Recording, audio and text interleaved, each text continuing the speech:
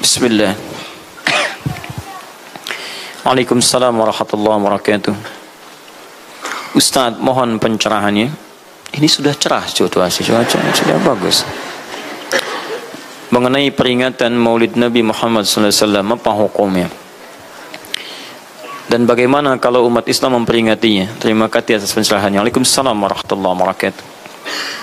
Baik, saya ingin kita paham dulu akar persoalannya.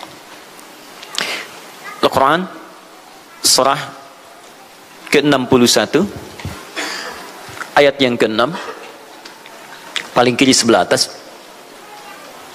Quran surah kedua Al-Baqarah ayat 129 paling kiri sebelah atas. Kemudian Al-Quran surah Yunus 10 ayat 57 sampai 58. Ditutup dengan At-Taubah di dua ayat terakhir. Taib. Sudah? Sekarang saya ingin coba kita membiasakan dulu untuk menilai sesuatu dengan penilaian secara ilmiah yang bersumber pada dalil-dalil yang ada, tidak sekedar menganalogikan dan main tebak-tebakan. Itu nggak baik dalam menyimpulkan hukum. Ya. Bismillah. Sekarang secara akademis, secara ilmiah, membahas sesuatu oleh para ulama diposisikan dulu, dispesialisasikan dulu dalam bentuk ta'rif namanya, definisi. Jadi kalau Anda ingin membahas sesuatu, kita harus sepakat dengan definisinya dulu. Ya, disebut dengan ta'rif. Ta'rif ini harus punya sifat jami' mani'. Jami' menghimpun semua unsur yang akan didefinisikan. Mani mengeluarkan segala hal yang tidak terkait dengan definisi, sehingga pembahasan kita akan fokus pada hal yang akan dibincangkan. Awas, hati-hati. Kita ingin berbicara tentang sesuatu tapi kita tidak sepakat dengan definisinya. Bagaimana bisa menyimpulkan hukumnya? Dan kelemahan orang-orang sekarang ketika berbicara hukum, dia tidak tahu apa yang dibincangkan. Sekarang misal kita akan bertanya tentang maulid. Apa hukumnya maulid? Kita harus sepakati dulu apa itu maulid. Awas, ini penting ini. Banyak masalah yang muncul sekarang tapi tidak disepakati tentang ini. Banyak orang bahas tentang hukum musik. Hukum musik begini-begini. Begitu saya tanya apa itu musik, bingung dia jawab. Apa itu musik? Anda mesti sepakat dulu musik itu apa. Di zaman Nabi apa yang disebut dengan musik. Zaman sekarang apa yang disebut dengan musik. Ketika Nabi menyampaikan hukum musik, apa yang dimaksudkan oleh musik di situ. Kalau antum paham tentang definisinya, maka keluarkan turunan hukumnya. Maka lebih mengerti di situ. Nah sekarang maulid. Apa itu maulid? Sekarang begini. Maulid atau maulud? Mana yang benar? Bukan Allahu a'lam, harus dicari kita. Mana maulid atau maulud? Antum sibuk menilai, ini maulid tidak benar. Oh, jadi yang benar maulud. Maulud juga tidak benar. Masya Allah. Apa maulid? Apa maulud? Baik, lihat. Kalau disebutkan maulid, itu waktu kelahiran. Waktu kelahiran. Awas, hati-hati nih ya, hati-hati. Ada kemarin saya lihat tulisan begitu bersemangat, Masya Allah, panjang-panjang nulis, ternyata salah paham, pahamnya salah. Ya. Maulid itu ulang tahun, bukan ulang tahun maulid itu. Bukan ulang tahun, bukan peringatan ulang tahun maulid itu. Ingat baik-baik, kalau pakai peringatan itu pakai Idul Milad, ya, hari kelahiran, peringatan hari kelahiran, ulang tahun. Tapi kalau cuma maulid itu waktu kelahirannya. Awas, hati-hati ya, hati-hati dalam memahami sesuatu. Kita masih detil dan jeli dalam memahaminya. Jadi kalau disebutkan maulid itu waktu kelahirannya. Kalau disebutkan maulud itu artinya bayi yang lahirnya. Bayinya yang dilahirkan. Nabinya. Kalau dalam konteks Nabi. Jadi kalau disandingkan dengan kalimat maulidun Nabi, artinya waktu lahirnya Nabi. Jelas ya? Kalau mauludun Nabi, maulud Nabi itu artinya nabinya, nabi yang dilahirkan. Jelas? Saya ulang, maulid apanya? Waktunya. Kalau maulid Nabi artinya apa? Waktu Nabi dilahirkan. Baik, maulud artinya apa? Nabinya. Kalau maulud Nabi artinya apa? Nabinya yang lahir. Jelas sampai sini? Sudah. Ya, selesai pembahasan secara bahasanya. Nah sekarang apa hukumnya maulid Nabi? Maulid Nabi nggak ada hukumnya. Karena waktu lahirnya Nabi, bagaimana kita bisa melekatkan hukum pada waktu lahirnya Nabi? Lahir ya lahir. Jelas ya? Ustadz, apa hukumnya maulid Nabi? Antum kenapa? Apa hukumnya waktu lahirnya antum? Hah? Antum lahir apa hukumnya? Kapan antum lahir? Ustaz, kapan antum lahir? 11 September. Apa hukumnya? Apa hukumnya? Apa hukumnya saya lahir? Lahir ya lahir. Jelas ya? Jadi kelahiran seseorang itu nggak ada hukumnya. Qadar Allah yang menjadikan dia terlahir, dan dengan kelahiran itu dia punya misi dalam kehidupan, mencari bekal untuk kembali kepada Allah Subhanahu wa taala. Jadi kalau bertanya hukum kelahiran seseorang, lahir ya lahir, nggak ada hukumnya di situ. Paham ya? Hukum itu terletak pada perbuatan seseorang, bukan pada kelahiran seseorang. Ketika dia berbuat dengan aspek kesadarannya, maka muncul hukum di situ. Awas, antum pun mesti belajar tentang hukum, jangan salah menyebutkan hukum. Hukum terletak pada perbuatan, bukan pada benda, dan bukan terletak pada waktu. Jadi ketika ada perbuatan melekat pada benda dan waktu itu, maka muncul hukum. Apa hukum gelas? Halo? Tidak ada hukumnya. Tapi kalau menyebutkan apa hukum gelas yang menampung kemudian barang yang haram yang digunakan gelas ini melakukan perbuatan haram, baru muncul haram. Apa hukumnya gelas yang digunakan untuk melempar orang lain? Haram hukumnya. Apa hukumnya gelas yang digunakan menampung air minum untuk diminum dalam keadaan yang sehat? Sunnah hukumnya. Jelas ya? Apa hukumnya golok? Golok digunakan apa? Kalau digunakan menyembelih hewan kurban, maka jadi sunnah hukumnya.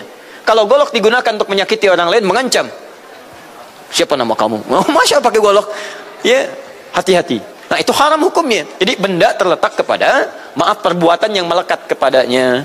Apa hukumnya hari kelahiran? Hari kelahiran gak ada hukumnya. Yang melekat hukum itu bagaimana menyikapi hari kelahiran itu. Itu poinnya. Paham ya? Ketika ada perbuatan melekat kepadanya, maka di situ ada hukum. Maulud itu bayinya, berarti nabinya. Apa hukum maulud? Apa hukumnya nabi?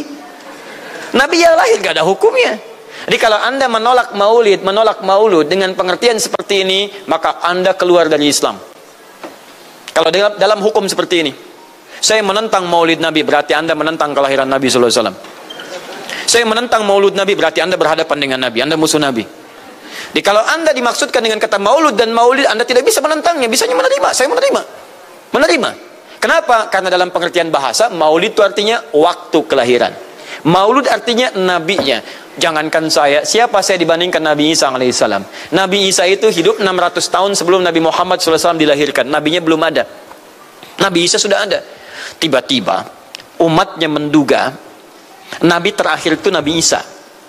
Karena Nabi Isa punya sifat yang mirip di ramalan kitab yang mengatakan Nabi terakhir itu punya sifat baik dengan masyarakat lingkungan sosialnya. Dan Nabi Isa itu lembut luar biasa, jangankan pada manusia, pada hewan pun itu lembutnya luar biasa. Jalan dengan muridnya, di perjalanan kemudian ada aliran anak sungai melihat bangkai hewan, sudah jadi bangkai, baunya luar biasa. Kata muridnya, guru, bau sekali bangkai ini. Kata Nabi Isa alaihi salam, Al-Masih, yang disebut oleh sementara orang dengan Yesus, itu Nabi bukan Tuhan. Nabi beliau mengatakan, kata Nabi Isa, perhatikan, begitu putih sekali dan bersih giginya. Kata muridnya, Tuan Guru, kenapa anda mengatakan demikian? Kata Nabi Isa, karena manusia hanya akan menyampaikan apa yang ada dalam benak pikirannya. Jadi kalau pikiran anda kotor, anda akan melihat bangkainya saja. Tapi kalau pikiran kita baik, kita akan mencari yang terbaik dari hewan itu. Bukankah dia ciptaan Allah? Bukankah dalam setiap ciptaan ada hikmah dan kebaikan? Perhatikan bagaimana putih bersih giginya. Jadi kalau bangkai saja bisa menjaga kebersihan gigi, kenapa kamu yang masih hidup tidak mesti? Ya minimal kamu jaga perasaan. Minimal jaga perasaan, kan? Tapi itulah luar biasa. Di sini sering diambil hikmah bahwa teko akan mengeluarkan isi tekonya. Isinya kopi, keluar kopi. Isinya air bening, keluar bening. Isinya susu, keluar susu. Demikian juga kita. Bayangkan, Nabi Isa bukan hanya pada manusia, pada hewan yang telah jadi bangkai pun, itu mohon maaf, kalimatnya dan sikapnya begitu indah, luar biasa. Maka diduga oleh kaum itu Nabi dan Rasul yang terakhir. Saat mendengar kalimat itu, kata Nabi Isa, bukan saya. Nabi terakhir punya sifat sama seperti saya dalam hubungan dengan makhluk. Jadi bukan cuma dengan manusia, dengan hewan jangan sakiti. Kalaupun menyembelih, jangan sakiti hewannya. Makanya Nabi ini akan memberikan isyarat-isyarat yang sangat indah. Masya Allah. Pada tumbuhan dia jaga. Tapi Nabi yang terakhir ini punya keunggulan yang tidak bisa disaingi oleh Nabi-Nabi lainnya. Apa itu? Ibu bapak sekalian, tingkat kedekatannya dengan Allah luar biasa. Ibadahnya luar biasa. Dalam bahasa Arab, tingkat kebaikan yang terkait dengan makhluk secara sosial, itu kalau satu kebaikannya disebut dengan Mahmud. Tapi kalau banyak kebaikannya disebut dengan Muhammad. Tapi kalau hubungan dengan Allah, ya dengan Khalik, Kalau punya tingkat hubungan yang baik, satu sisi saja disebut hamid namanya, hamid. Antum rajin tahajud tapi belum konsisten puasa sunnah, maka antum namanya hamid. Perempuannya hamidah. Misal ada perempuan namanya Wanda, pakai hamidah, Wanda hamidah. Ya, itu artinya yang dekat dengan Allah. Jadi kalau ada yang namanya Wanda hamidah, jauh dari Allah, ya, kemudian pendapatnya menyimpang dari ketentuan Allah, mesti diingatkan, Anda hamidah, Anda dekat dengan Allah, maka tidak layak mengeluarkan statement yang tidak sesuai dengan hukum-hukum Allah Subhanahu wa taala. Ya, hamid, awas, hamid, nama Anda Hamid. Misal namanya Fahmi, Masya Allah, Hamid Fahmi Zarkashi, Masya Allah, itu artinya hubungan dekat dengan Allah Subhanahu wa taala.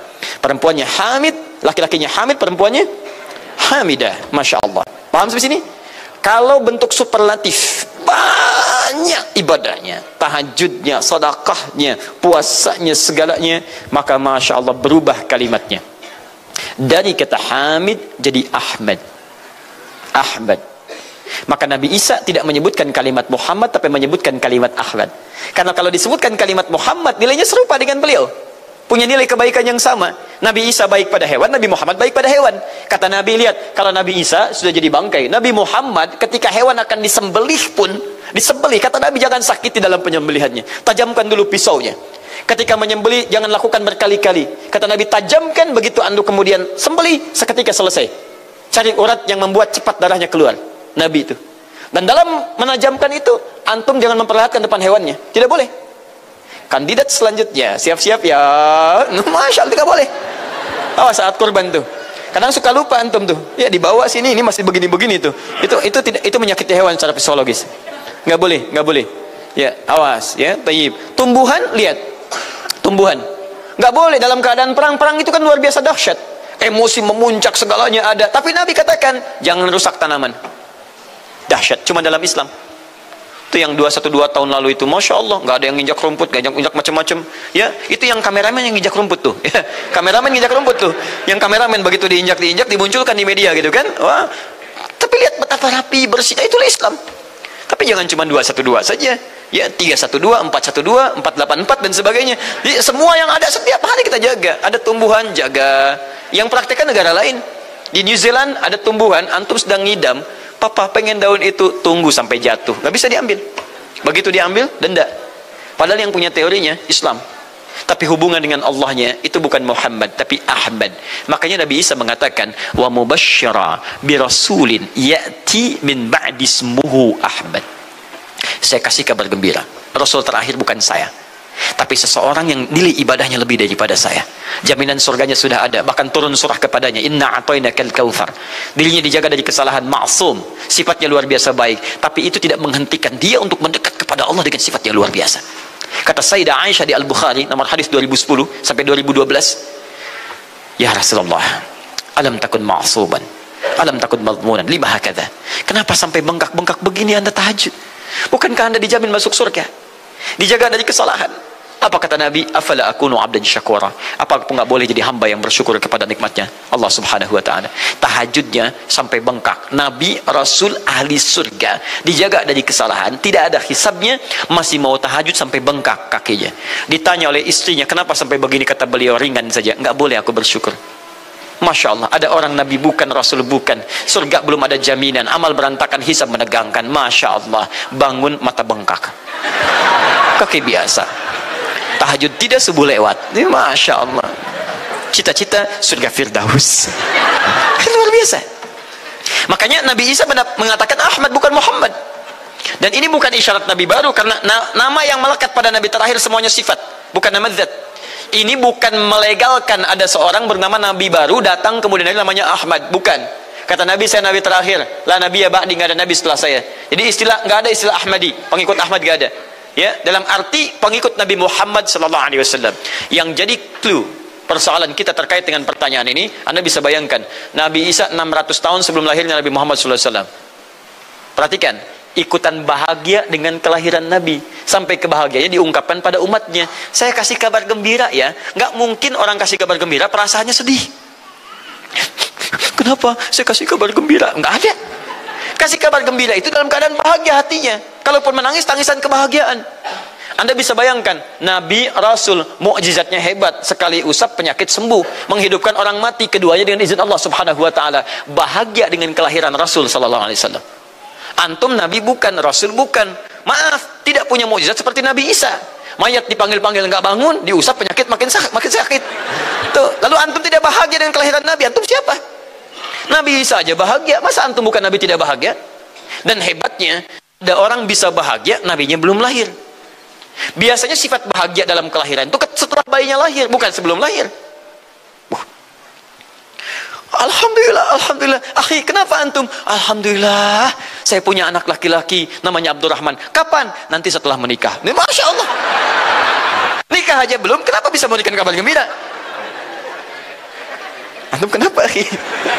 Itu dia, akhi boy tiba-tiba seperti itu. Orang bingung, akan bubar pengajian kalau ustaznya begitu. Ya, jadi mustahil ada orang memberikan kabar gembira ketika bayinya belum lahir. Tapi kemuliaan Nabi Muhammad SAW menjadikan seorang Nabi Isa belum lahir, nabinya sudah merasakan gembira dan memberikan kebahagiaan pada umatnya. Kalau bukan Nabi Muhammad, mustahil. Ada kemuliaan tersendiri bagi Nabi Muhammad SAW. Setiap Rasul menantikannya. Nabi Isa menantikan. Masa antum tidak menantikan itu? Jadi kalau ada orang menolak maulid dalam arti waktu kelahirannya, maka dia telah ingkar pada Nabi Muhammad SAW. Maulud Nabi Ibrahim AS. Antum kenal Nabi Ibrahim? Oh, Masya Allah. Luar biasa.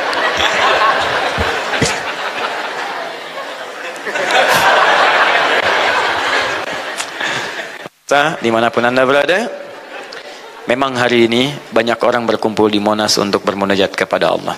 Tapi tidak harus menjadikan kita menjadi tidak fokus. Di sini ada yang kenal Nabi Ibrahim. Alhamdulillah.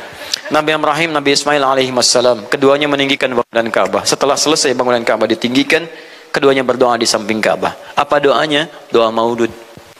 Lahirnya, bayinya. Nabi terakhir yang lahir di samping Ka'bah, yang ditinggikan oleh keduanya. Ya. Wa idh yarfa'u Ibrahimul qawa'ida minal baiti wa Ismail, ayat 127-nya. Setelah selesai meninggikan bangunan pondasi Ka'bah ini, keduanya berdoa di samping Ka'bah. Di antara doanya ayat 129-nya. Rabbana wab'ath fihim rasulan minhum yatlu alaihim ayatika wa yu'allimuhumul kitab wal hikmah wa yuzakkihim innaka antal azizul hakim.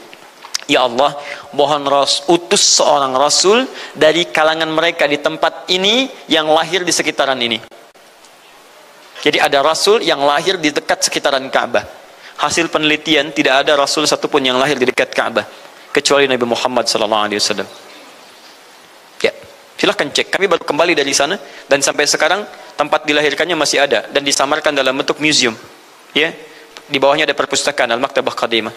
Di kalau antum dari Zamzam di sini, ini As-Saffah.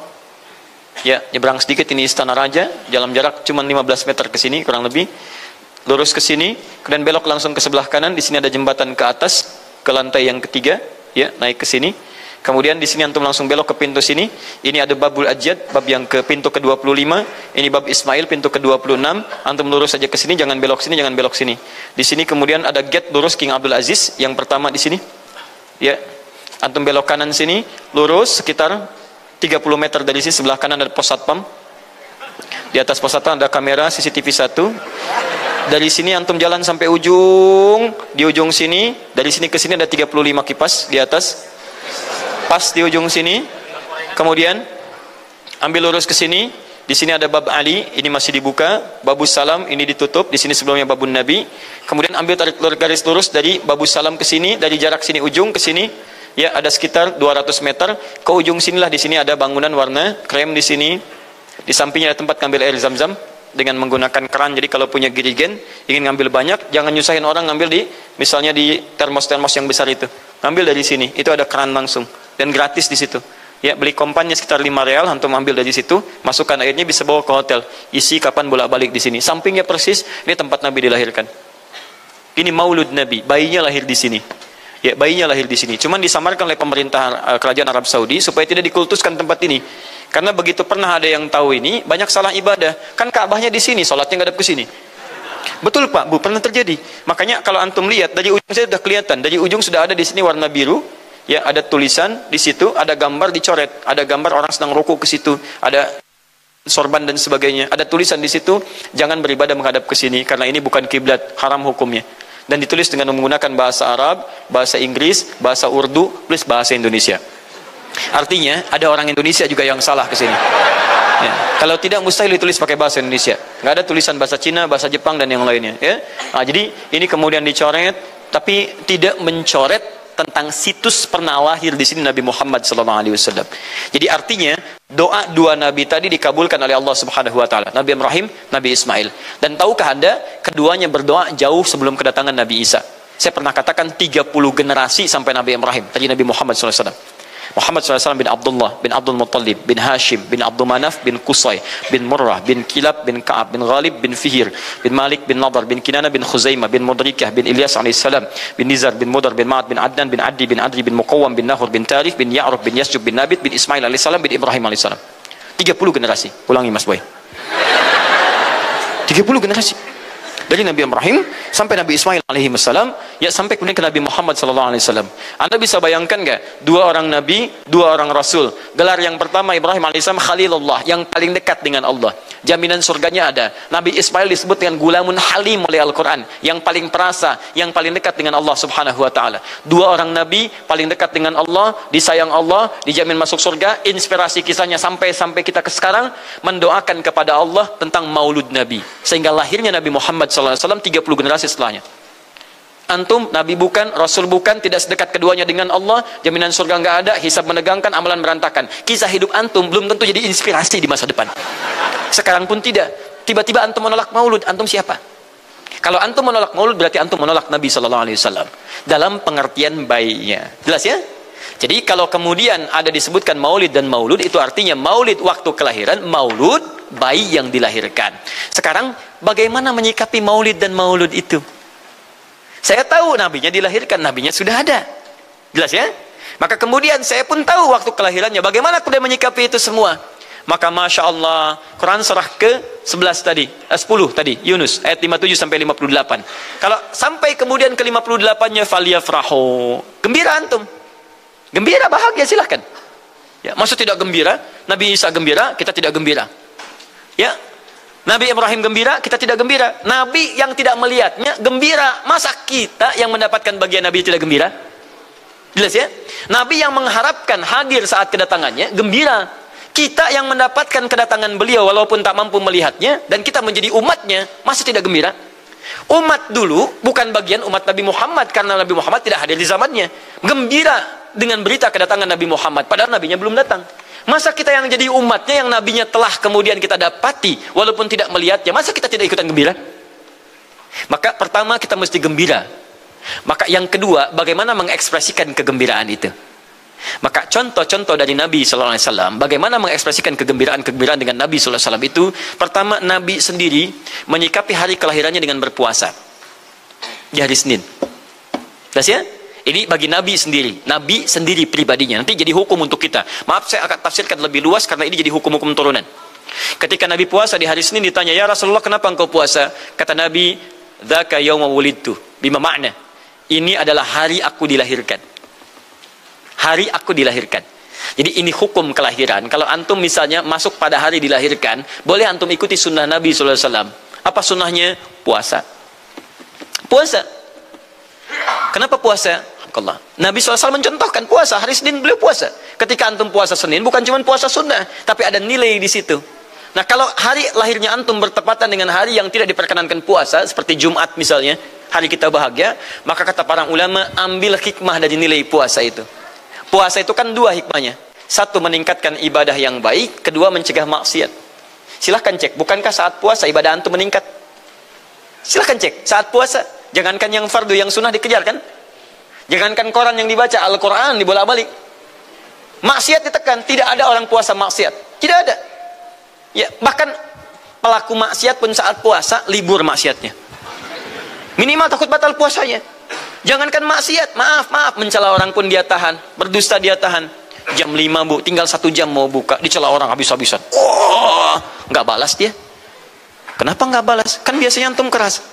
Habis maghrib, habis maghrib, luar biasa. Habis maghrib tuh, begitu maghrib lupa, habis maghrib lupa. Ya, kenapa? Dia jaga. Jadi hikmah orang puasa itu kalau sudah puasa, ibadahnya meningkat, maksiatnya hilang. Jadi Jadi kalau antum ikut rajin puasa, ibadah tidak meningkat, maksiatnya tetap ada. Ada yang salah dengan puasa antum. Makanya ketika datang hari kelahiran, sebetulnya yang paling tepat, kalau antum bertepatan dengan waktu-waktu sunnah puasa, antum puasa. Senin, antum puasa. Tapi kalau tidak bertepatan dengan waktu itu, hikmah puasa yang antum ambil. Antum koreksi diri sampai dengan hari kelahiran itu, berapa banyak ibadah sudah antum kumpulkan, berapa maksiat antum harus tangisi. Itu hikmah terbesarnya. Bukan rame-rame. Tiup lilinnya. Masya Allah, lilin ditiup, maksiat terus muncul. Apa faedahnya? Kasihan lilin tuh, udah dibakar, ditiup, dengan antum yang salah. Paham ya teman-teman sekalian? Nah sekarang bagaimana para sahabat menyikapi kelahiran Nabi SAW, kedatangan Nabi SAW, dan menyikapi keberadaan Nabi SAW. Bukan cuma lahirnya, tapi setiap kedatangannya. Nabi datang dari Madinah, dari Mekah ke Madinah disambut oleh para sahabat yang ada di sana. Nabi datang dengan perang Tabuk, dari perang Tabuk disambut oleh para sahabat di sana. Tala al-badru alaina min thaniyatil wada'i wajaba syukru alaina mada'alillahi da'i. Masya Allah, disambut dengan madid. Bukti kesenangan mereka kepada Nabi SAW. Ada yang memuji Nabi SAW seperti Hasan bin Thabit, buat puisi-puisi memuji Nabi. Seperti Zuhair bin Abi Salma, tadinya musuh Nabi, begitu masuk Islam memuji Nabi SAW. Ada yang lagi kemudian menghormati Nabi dengan kedatangannya, dengan mengikuti Nabi kemanapun. Nabi mencontohkan, amalkan. Nabi mengajarkan, ikuti. Masya Allah. Begitu Nabi meninggal, diabadikanlah kemudian nilai-nilai penghormatan itu. Ada yang menulis sejarah tentang Nabi. Ada yang menulis pujian kepada Nabi dalam bentuk sholawat. Ada yang menulis tentang amalan-amalan Nabi. Ada yang menulis tentang pengajaran-pengajaran Nabi. Dikumpulkan dan sampailah itu kemudian kepada kita semuanya. Dan itulah cara terbaik menyikapi tentang maulud dan maulid. Apa cara terbaiknya? Keluarkan ayat-ayat Qur'annya. 1. Quran surah ke-33 ayat 21-nya. Laqad kana lakum fi Rasulillahi uswatun hasanah. Sungguh ada pada diri Nabi SAW suri teladan terbaik untuk kita. Maka jika antum misalnya hadir momentum kelahiran Nabi SAW, maaf, biasanya kalau ada momentum-momentum tertentu orang bersemangat untuk mengingatnya. Silahkan cek.